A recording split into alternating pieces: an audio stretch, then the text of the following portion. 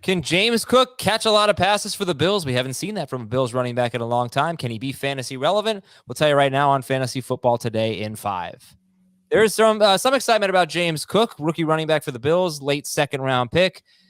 This is a role that we just haven't really seen in the Bills offense under Brian Daboll, but he is now the head coach of the Giants, so things are changing perhaps in Buffalo. I'm Adam Azer. I'm joined by Sportsline's Jacob Gibbs. He's got the best advanced stats, the best stats that you need to know, and check out all of his work on sportsline.com. Jacob, why are you excited about James Cook? Cook has been one of the best receiving backs on a per route basis that we've seen in a long time. If you just compare his per route rates to some of the other, big name running back prospects that have come out recently, he really, really stands out. So during the 4 seasons that he spent at Georgia, so from 2018 to 2021, look at target per route run rates. We've got Najee Harris, 14%, Clyde Edwards-Helaire, 16%, Travis Etienne, DeAndre Swift, Michael Carter, all around 19%, and then James Cook leading all those guys at 20%. Yards per route run, Clyde Edwards-Helaire, 1.14, Najee Harris, 1.15, Carter, Swift, both in the 1.4 range, Travis Etienne, 1.7, really, really good. James Cook, 1.98. Clearly, like standing out from all these guys who, have either been touted or have, been really productive NFL receiving backs. And we've seen, Cook's former teammate DeAndre Swift has taken his elite, college production as a receiver and translated that to the NFL game right away. He's become one of the best receiving backs in the NFL. And we have route running opportunities available in Buffalo. It hasn't been, the running back position hasn't been prioritized in the passing game there. But that could have a lot to do with Devin Singletary and Daboll, as you mentioned. But yeah, Singletary has been running some of the most empty routes of any player in the NFL. Najee Harris, Ezekiel Elliott, and Austin Eckler were the only running backs who had more routes than Singletary last year. But yeah, which people don't realize because he doesn't throw it. He did nothing with those routes. Throwing.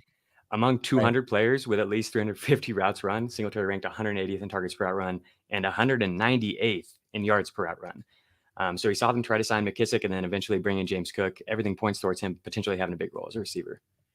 Okay, and I don't know if he's going to have a big role as a rusher, but if he does, has he shown he's capable of succeeding as a rusher? I think so, yeah. When I really got into his metrics, what really stood out was his ability to create yards before contact. That's something we talked about with Dalvin. He's really taken a step forward as an NFL player. That's something we've also seen from DeAndre Swift. Cook, another easy back to compare to Cook too.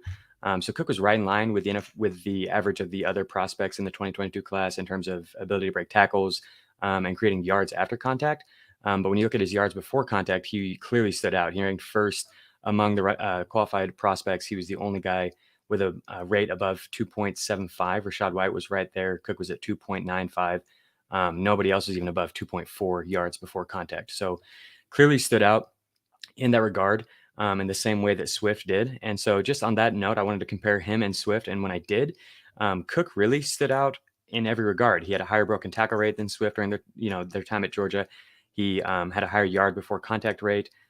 Swift had a slightly higher yards after contact rate, but Cook was the one who created big plays at a higher rate.